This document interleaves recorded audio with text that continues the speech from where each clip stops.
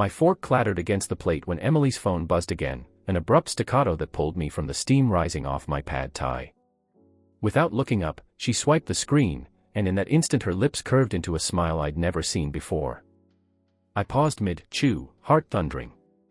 The low hum of the TV felt suddenly deafening. Pizza boxes and takeout containers lay strewn across the coffee table like silent witnesses.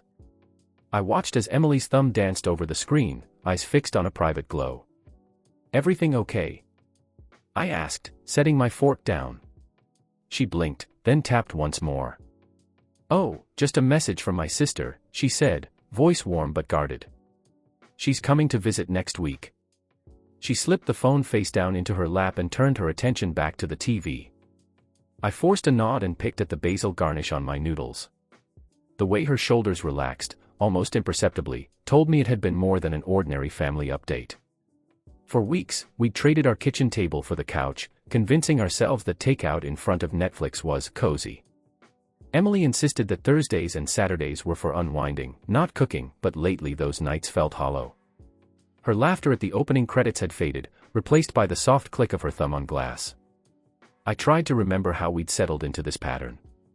It had begun innocently, late work nights, exhaustion, and a craving for convenience. Soon enough, the boxes piled up, and the conversation dwindled. I'd ask about her day, she'd murmur one-word answers without looking up. Even my best attempts, sharing a funny email or teasing her about her high score in that word puzzle game, met only polite smiles. Now, though, her smile had depth. It was intimate and secret, directed at a glow on her screen rather than at me. I felt a tightening behind my ribs. "What did you see that got you to look at me like that?" I pushed myself upright and reached for the TV remote, muting the volume. The abrupt silence felt charged. Emily glanced at me, confusion flickering across her face. "Do you want to save half of this for tomorrow?" I asked, nodding toward the pizza. Her fingers stilled over her lap. "Oh, yeah, sure."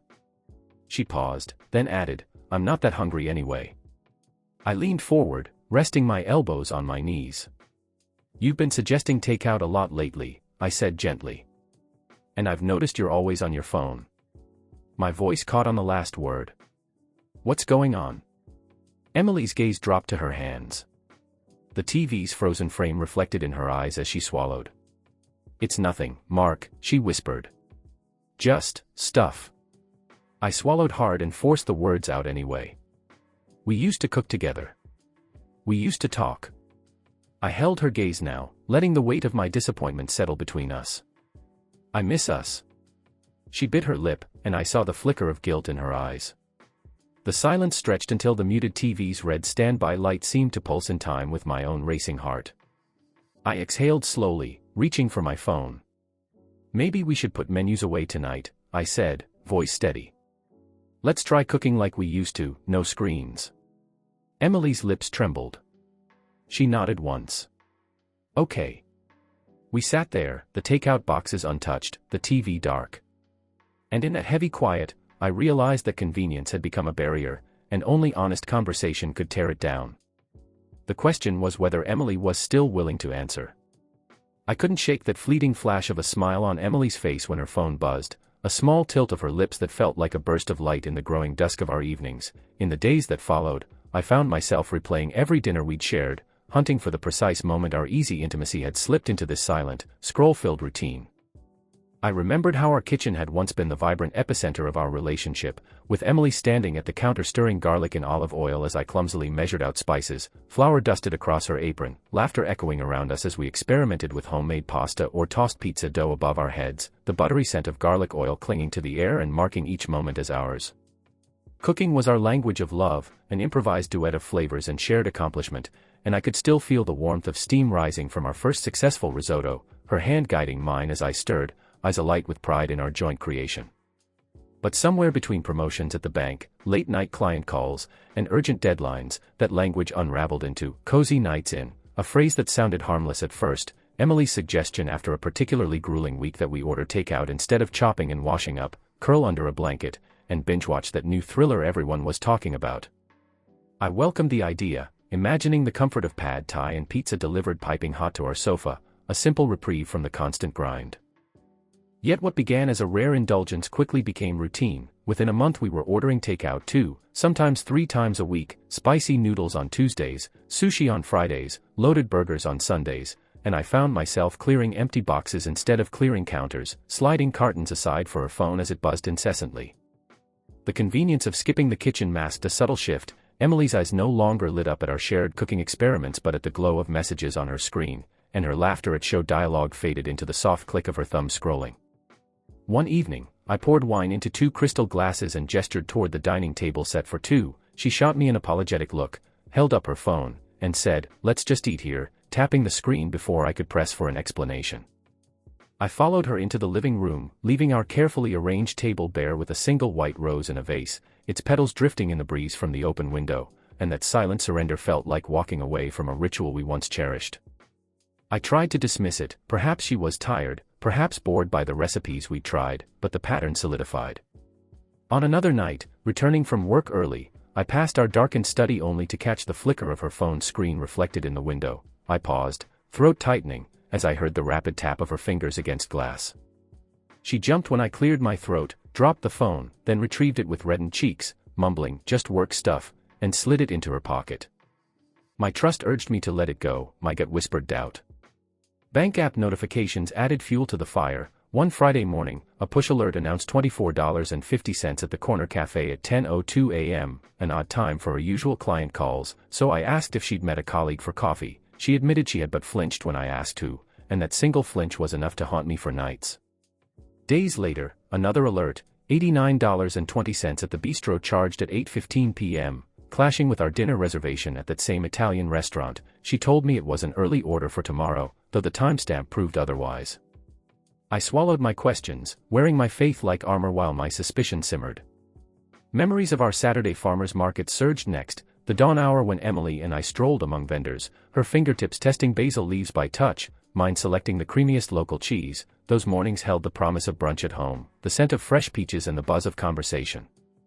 Then, one crisp Saturday, I awoke to find her still in bed. When I asked why she hadn't met me, she showed me her phone and said she had a surprise strategy call with a client, her voice polite but distant. I sat on the couch with an empty coffee mug, staring at the newest photo on my mantel, our wedding portrait, the 2 of us glowing beneath a floral arch. The sense of abandonment flared, but I forced a gentle, "See you later," and held onto the hope that she'd return to our ritual next weekend. She didn't. Work stress bled into home life, and I realized I was keeping mental dossiers of her phone habits, each buzz, each furtive glance away from me, each hurried reply. I catalogued her excuses, messages from her sister, updates from the contractor, urgent client texts, always plausible, always vague enough to deflect follow-ups. At the office, I distracted myself by scrolling through our shared photo album on my phone, seeking comfort in images of happier times, sunlit beach vacations, pancake breakfasts with syrup dripping down our fingertips, the spark in her eyes as we toasted champagne on New Year's Eve. Then I saw it, a picture of 2 cappuccinos on a rustic café table, date stamped last Wednesday at 10:05 a.m., captioned simply, "Long overdue catch-up," with no faces in view. It looked familiar, like the corner café's worn wood tables, and I felt a sting of betrayal imagining her leaning in across the table with someone else. That night, walking to our favorite taco cart, I summoned the courage to ask about the photo. Emily tensed, glanced away, and said, "That was just Jane from accounting," though the name didn't match anyone I knew. She fidgeted with the napkin wrapper in her hand, her voice betraying an edge of hesitation I'd never heard before. I let it pass. In the stillness of our bedroom afterward, I lay awake, the ceiling light flickering as I replayed every memory and every silence, the way Emily's phone had become a third presence between us, the way she guarded it like a secret treasure, the times I'd brushed aside my unease, despair or embarrassment. I retrieved my notebook, the one I'd started after the first unsettling smile, and flipped to a fresh page where I began to document each clue in simple columns: date, event, phone activity, notes. I wrote until my hand ached, highlighting moments in red when her behavior strayed too far from our shared rituals. By the final row, the red outnumbered the green, a tapestry of half-truths woven into our marriage. I closed the notebook and pressed it to my chest, feeling both the ache of loss and the spark of determination. No longer would I chalk her evasions up to fatigue or workload. The question had shifted from why to what now. Cooking had once been our sanctuary, now, deception had turned convenience into a barrier. To reclaim what we'd lost, I knew I would have to move beyond observation and memory and confront the truth hiding behind Emily's silent scroll. I woke at dawn, restless despite a full night's sleep, and reached for my laptop. The living room was silent except for the hum of the refrigerator and the faint click of the thermostat turning on. I opened the spreadsheet I'd begun drafting, columns for date, takeout provider, delivery time, phone buzzes, café visits, study visits, Wi-Fi anomalies, calendar entries, and notes. Each row was a single day's evening routine, and already the reds outnumbered the greens. Tonight, I resolved, I would fill in the blanks. First, I logged every takeout order from the past 6 weeks, 33 separate deliveries from Thai Noodle Express, Bella Pizza, Dumpling Delight, and 2 visits from the new burger joint downtown. For each, I recorded the exact timestamp provided by the app and cross-referenced it to the video clips from the security box camera I'd installed by the door. Every delivery matched: the courier's knock at 7:12 p.m. on a Tuesday, the ring at 8:03 p.m. on a Saturday. No discrepancies there, but takeout itself was just the opening act. Next, I turned to Emily's phone activity logs. Our family plan allowed me to see how many notifications each device received, so I scrolled back through the past month, noting every evening when her phone buzzed more than 3 times during dinner. I counted 20 such nights, nearly 2/3 of the total. I marked each of those rows in crimson: May 2nd, 5 buzzes, May 7th, 4 buzzes, May 10th, 6 buzzes. The higher the count, the deeper the suspicion. I paused to brew coffee and returned to track the morning calendar entries she'd made. Weekly she labeled, coffee check-in, at 10 a.m. on Tuesdays and Thursdays, always after a takeout night. I opened her shared calendar, she'd left it visible for us both, and exported the list of entries tagged check-in or catch-up. There were 7 in the past 3 weeks. I added each to my spreadsheet, then set out to confirm them. I messaged Sarah, the barista at the corner cafe, under the guise of an inquiry about holiday hours. "Hey Sarah." I typed. "Quick question, did Emily pop in for coffee on Tuesday morning? I'm planning a surprise, want to avoid bumping into her." Sarah replied within minutes, "Yep, she was here at 10:05 a.m. Ordered a cappuccino and a blueberry muffin. Kept checking her phone. Didn't see who she was waiting for, but she looked happy." I added 10:05 a.m., cappuccino plus muffin, happy, to the cafe visits column. Buoyed by the confirmation, I sent similar casual messages to 2 other nearby coffee shops where Emily's calendar said she might have gone. At Juniper Cafe, the barista recalled her at 9:40 a.m., she texted someone, giggled into her sleeve. At Green Bean Espresso, I was told she'd slipped in at 10:15 a.m., bought a chai latte, and stayed 20 minutes. Each reply felt like another piece sliding into place. I color-coded those rows amber for morning meetups. Now I needed to understand what happened between our dinners and those coffees, where Emily went when she wasn't with me. I remembered her comment about charging my phone. Opening the smart home portal, I downloaded motion sensor logs for the study closet where our phone charger lives. The CSV showed a flurry of short, frequent activations on evenings after takeout, 10 visits over the past month, each between 7:30 p.m. and 8 p.m., just long enough to slip the phone in, close the door, and send a quick volley of texts. I added a column, study visits, and populated it accordingly: May 2nd, 7:45 p.m., May 7th, 7:33 p.m., May 10th, 7:52 p.m. Every study closet light-on event coincided with a phone buzz. To tie it all together, I enabled notification logs on our home Wi-Fi router.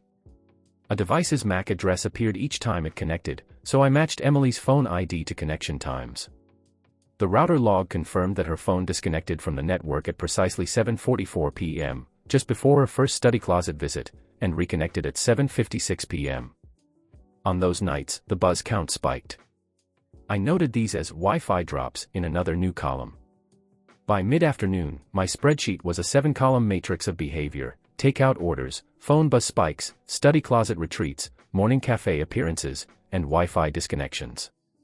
I created a heat map in the final column, cells shaded from pale yellow for occasional activity to deep red for repeated anomalies. One particular date, May 10th, glowed the darkest: the night Emily requested dumplings. Her phone buzzed 8 times, she vanished into the study closet twice, Wi-Fi dropped thrice, and she appeared at the corner cafe the next morning at 10:02 a.m. But pattern alone wasn't proof of intent. I needed to know whom she was meeting. I opened her contact list and scrolled for names starting with J. There it was, J. Harper, no full name, no profile picture. I frowned and searched LinkedIn for Jason Harper. The result revealed someone in marketing consulting who shared several networking groups with Emily. I sent him a direct message from my own account. Hi Jason, this is Mark Bradley, Emily's husband. I saw you and Emily connected recently. Did you two meet up last week? Just coordinating schedules. My heart thudded as I clicked send. While I waited for a reply, I took one more step, drafting a polite email to our home delivery courier service, requesting proof of delivery times for every order flagged in my heat map. Within hours, they confirmed the timestamps and courier IDs, corroborating the security camera footage. I saved the email as delivery logs in my evidence folder. Finally, Jason responded, "Hello Mark, yes, I've been meeting with Emily to help her refine her marketing plan for an upcoming project launch. We touched base 4 times last month at the Corner Café and Juniper Café. She didn't mention introducing me, I assumed you knew." I screenshot his message and appended it to the spreadsheet under external confirmation. In that moment, staring at the full matrix, 33 takeout orders, 7 morning meetups, 10 closet phone charging sabbaticals, 15 Wi-Fi drops, and Jason's admission, I felt a wave of both sorrow and resolve. The evidence was no longer circumstantial. Emily's behavior traced a deliberate pattern of secret meetings threaded between our shared meals. I closed the laptop and leaned back in my chair, the hum of the clock on the wall sounding louder than usual. My chest felt tight, but my mind was clear. I had done every bit of due diligence, first-hand logs, third-party confirmations, direct testimony. Now I understood not only that she'd been stepping out of our routine but also that she'd been building something with someone else. I saved the spreadsheet as a PDF, printed 2 copies, one for rehearsal, one for presentation, and placed them in an envelope on the dining room table. Tomorrow evening, over one of our familiar takeout orders, I would lay out the dossier in full and demand the answers I had long since earned. For now, I sat in the quiet house, letting the weight of what I'd learned settle like dust around me, bracing myself for the moment when convenience would no longer conceal the truth behind Emily's silent scroll. I set the envelope on the dining room table and waited for Emily to join me. The evening light slanted across the takeout boxes, casting long shadows that felt like silent spectators. When she appeared, phone in hand, I motioned for her to sit. My heart pounded, but my voice stayed even. "Emily, I've been keeping track of our evenings," I began, sliding the printed spreadsheet across to her. "Every takeout order, every time your phone buzzed during dinner, every cafe visit in the morning, every night you slipped away to charge your phone, and the times your device disappeared from our network." Her eyes widened as she skimmed the pages marked in red and amber. I let the silence stretch until she looked up, voice trembling. "Mark, I don't know what this is." I pointed to a highlighted row. May 10th, dumplings at 7:12 p.m., 8 phone notifications by 7:25, 2 study closet visits, Wi-Fi drop at 7:44 p.m., then a cappuccino at the Corner Café at 10:02 a.m., confirmed by Sarah at the counter. I pressed my thumb to the next section. "And here, a message from Jason Harper admitting you met 4 times last month to discuss your project launch."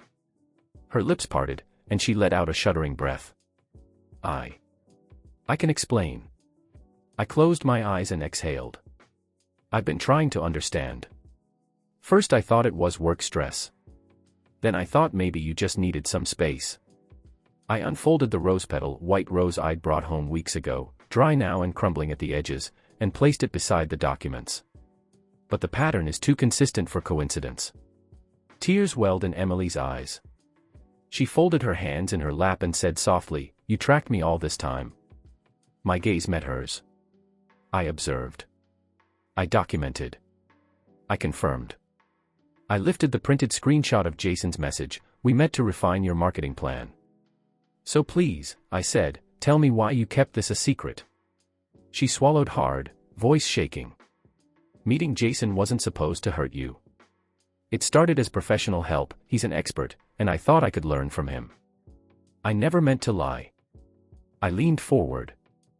Professional help wouldn't require late-night takeout dinners followed by secret phone sessions. It wouldn't involve multiple unlogged meetings. My tone remained calm but firm. If it was purely work, why not schedule video calls or office hours?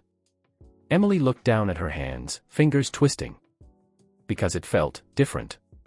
When I talked to him in person, I remembered who I was before we got so busy. It was a breath of fresh air. Her voice cracked. I didn't plan for it to become more. My chest tightened. I folded my arms around the rose, inhaling its faint scent. You felt alive again, but at my expense. I pressed a hand to the spreadsheet. I missed the woman who laughed at my kitchen disasters. Instead, you found laughter elsewhere. Her tears fell freely now. She reached across the table, placing her hand over mine. I'm sorry. I never wanted to betray you. I withdrew slightly, letting the envelope fall closed. I need to know if this stops here or if I'm merely the next project you'll manage. The question hung between us like a challenge. Emily's voice was barely above a whisper. I choose us. I'll end it with Jason, and I'll go to counseling with you. I'll delete his contact, share my calendar, let you see everything. I watched her, searching for sincerity in her eyes. Finally, I nodded once. Actions speak louder than words. We'll start counseling next week. And for now, we rebuild honesty, one shared dinner, one open conversation at a time. She closed her eyes, relief mingling with remorse. Thank you for giving me a chance. I took her hand. I love you, Emily. But love without trust is a house of cards. I stood and cleared the takeout boxes into the recycling bin. Let's cook tonight, together, in our kitchen. As we moved toward the stove, I felt the fragile tension begin to ease. The real work lay ahead, but in that moment, rebuilding our shared ritual felt like the first step towards something stronger than convenience or secrecy, something grounded in truth. The morning after our confrontation, I woke to sunlight slanting through the blinds and the soft hum of the coffee maker. Emily emerged from the bedroom, looking tentative but determined. She carried her phone, no longer hidden, and a printed sheet, our new transparency agreement. It outlined weekly check-ins, shared calendar updates, and a commitment to cook together twice a week. We sat at the kitchen table, the rose I'd placed on the counter weeks ago now wilted but still there, a reminder of both promise and betrayal. With a steady voice, Emily read through each point and signed beside my name. I did the same. It felt like a small gesture, but in those strokes of ink lay a pact to rebuild what convenience and secrecy had eroded. Over the next days, our home shifted. On Tuesday evening, we lit candles for homemade stir-fry, chopping vegetables side by side and laughing at our mismatched knife skills. Phone buzzes were met with a shared glance and a pause. Emily would read aloud the sender's name, I would nod. No secrets. Wednesday brought our first counseling session. In a sunlit office, we spoke without screens, just trust stretched between us. I heard Emily's regrets laid bare, how isolation had led her to seek connection elsewhere, how guilt had silenced her. I spoke of my pain, the hollow ache of silent dinners. Together, we sketched new patterns of listening and asking, of sharing vulnerabilities before they calcified into distance. That weekend, we revived our farmer's market tradition. Emily sniffed handfuls of basil, eyes bright, while I selected local cheese. Our children joined us, our daughter teasing her brother about Papa's cheese beard, and our son chasing a runaway peach pit across the pavement. The laughter that day felt like reclamation, proof that rituals, once lost, could be found again. Back home, the GPS tracker lay unused in a kitchen drawer. We agreed it had served its purpose and now collected dust. Instead, we placed a small whiteboard by the door, a shared space for notes, plans, reminders, even a doodle or two. Communication flowed in real time, free of digital shadows. By month's end, I opened my journal to record our journey. July 15th, 8 p.m., first family picnic since the confession. Emily's laughter real. Trust rebuilding, one honest moment at a time. I closed the journal and looked across the room to Emily, who was packing lunches for the week, her movements careful, open. I joined her at the counter, reaching out to squeeze her hand. No words were needed. The simple act spoke volumes, we had chosen each other. The house felt quieter now, not in distance but in presence, filled with genuine conversation, shared plans, and the occasional clatter of pots and pans as we cooked side by side. The convenience of takeout had given way to the richness of togetherness. And as dusk settled, I realized that healing isn't a destination but a series of small, deliberate steps, conversations held, meals prepared, laughs rediscovered. In every choice to be present rather than hidden, we wove new threads into the fabric of our marriage, stronger, more honest, and ready for whatever dawn might bring.